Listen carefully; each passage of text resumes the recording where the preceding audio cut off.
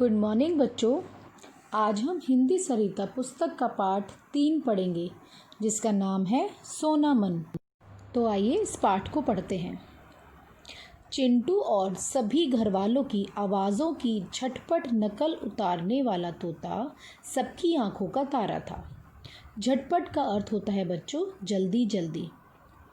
आया तो वह नन्हे चिंटू की जिद पर था, पर घर भर का वह खिलौना बन गया था।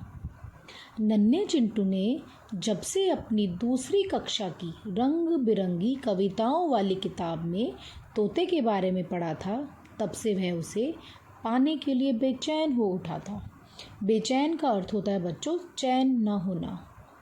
आखिर एक दिन दादाजी ने अपनी छड़ी उठाई और चल दिए चिंटू को लेकर बाजार की ओर।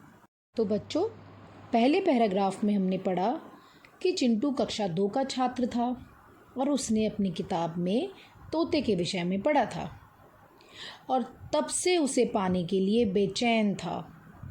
इसलिए उसके दादाजी उसे बाजार लेकर गए। लौटते समय चिंटू के पैर खुशी के मारे ज़मीन पर नहीं पड़ रहे थे।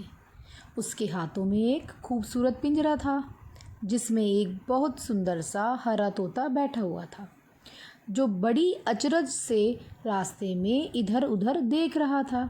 अचरज का अर्थ होता है बच्चों आश्चर्य से। इस पैराग्राफ में हमने देखा बच्चों, लौटते समय चिंटू बहुत खुश था क्योंकि उसके हाथ में एक पिंजरा था जिसके अंदर तोता बैठा हुआ था और वह आश्चर्य से इधर उधर देख रहा था।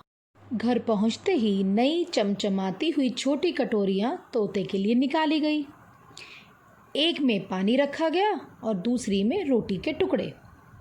सभी उसे प्यार से सोना मन कहकर पुकारने लगे।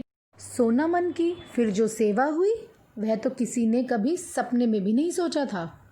और जब सोना मन ने पहली बार चिंटू का नाम बोला तो खुशी के मारे चिंटू की आंखों से आंसू निकल आए। वह सारे घर में खुशी के मारे नाचता रहा। तो बच्चों, हमने अभी तक पढ़ा कि उस तोते का नाम क्या रखा गया, सोना मन, और उसके लिए 2 कटोरियाँ निकाली गई। एक में रोटी और एक में पानी रखा गया और उसकी बहुत सेवा की गई। और जब सोना मन ने चिंटू का नाम पहली बार लिया तो चिंटू बहुत खुश हो गया और खुशी के मारे चिंटू के आंसू भी निकल आए। शाम चिंटू दादाजी के साथ सोना मन का पिंजरा लेकर छत पर गया। उसने देखा बहुत सारे पक्षी दादाजी के रखे हुए मिट्टी के छोटे छोटे कटोरों से पानी पी रहे थे। अचानक चिंटू का ध्यान सोना मन की ओर गया। वह बड़े ही गौर से उन पक्षियों की ओर देख रहा था। गौर से का अर्थ होता है बच्चों ध्यान से, जो पानी में खेल रहे थे और छत पर इधर उधर एक दूसरे के पीछे दौड़ रहे थे। चिंटू ने सोना मन को बहुत बुलाया, पर वह उन तोतों को देखता ही रहा जो पानी में खेल रहे थे। तो बच्चों, इस पैराग्राफ में हमने पढ़ा कि चिंटू दादाजी के साथ सोना मन का पिंजरा छत पर लेकर गया और छत पर दादाजी ने मिट्टी के छोटे छोटे कटोरों में पानी रखा हुआ था जिसमें से बहुत सारे पक्षी पानी पी रहे थे। एकदम से चिंटू का ध्यान सोना मन की तरफ गया तो चिंटू ने देखा कि सोना मन बड़े ही ध्यान से उन पक्षियों को देख रहा था जो पानी में खेल रहे थे और छत पर इधर उधर एक दूसरे के पीछे दौड़ रहे थे। चिंटू ने सोना मन को बहुत बुलाया, पर वह उन तोतों को ही देखता रहा जो पानी में खेल रहे थे। चिंटू ने कुछ सोचकर पिंजरे का दरवाज़ा खोल दिया। सोना मन ने चिंटू की तरफ देखा, फिर धीरे से फुदक कर उसकी हथेली पर बैठ गया। चिंटू उसे वहाँ ले गया जहाँ पर कई तोते और अन्य पक्षी पानी में खेल रहे थे। चिंटू ने धीरे से सोना मन को तोतों के पास रख दिया। उसे देखकर बाकी तोते भी वहाँ आ गए। थोड़ी ही देर में सोना मन उनके साथ ऐसे घुल मिल गया जैसे उन्हें वर्षों से जानता हो।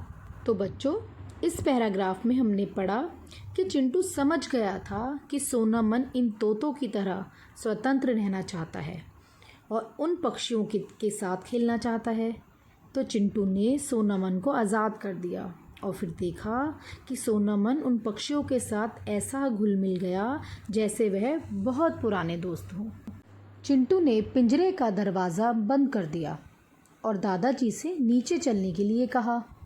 दादाजी ने आश्चर्य से चिंटू की ओर देखते हुए पूछा, और सोनामन? चिंटू ने आंसू भरी आंखों से कहा, मुझसे भूल हो गई थी दादाजी। चिंटू ने बड़े ही प्यार से सोनामन की ओर देखा, जो पानी में उछलता कूदता हुआ अपने दोस्तों के साथ छप छप कर रहा था। तो बच्चों, हमने देखा कि सोनामन स्वतंत्र रहना चाहता था, जबकि उसकी पिंजरे में खूब सेवा की जा रही थी। उसका दाना पानी सब उसे पिंजरे में दिया जा रहा था, फिर भी वह आज़ाद होना चाहता था।